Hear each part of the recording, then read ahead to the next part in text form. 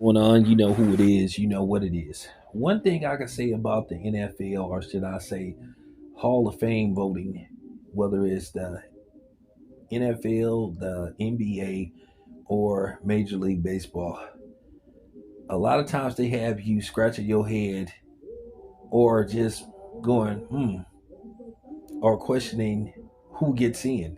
But then there is also on the flip side, like they have you scratching your head on who didn't get in.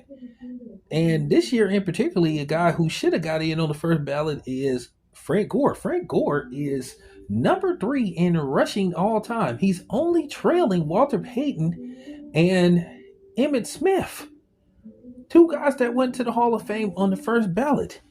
And behind him at number four is Barry Sanders.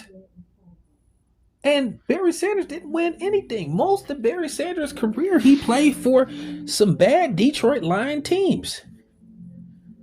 So I just need people to understand or help me understand what am I missing here? Frank Gore should have been in. He should have been in. So this is why people just scratch their head saying, okay, what makes you a Hall of Famer? What doesn't make you a Hall of Famer? They don't go by numbers. That's obvious. Do they go by character? I don't know. Could somebody please explain to me? To me, that's the problem. I think they need to narrow it down. I think they need to try to basically say, hey, if you reach a certain amount of this, certain amount of this, and base it off the time they did it. And, I think it would be a lot easier for them to vote who gets into the Hall of Fame or who doesn't. Because the system they got in place now, you just scratch your head and wonder, like, damn. But Frank Gore, that's just puzzling.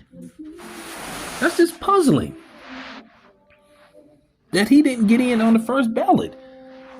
But this is what I'm saying. Like, what makes you a fucking Hall of Famer? Could somebody in the comment section explain to me what is the criteria? Maybe I'm missing something. I tried to look it up. Because they supposed to go by numbers. If you have a certain amount of numbers, and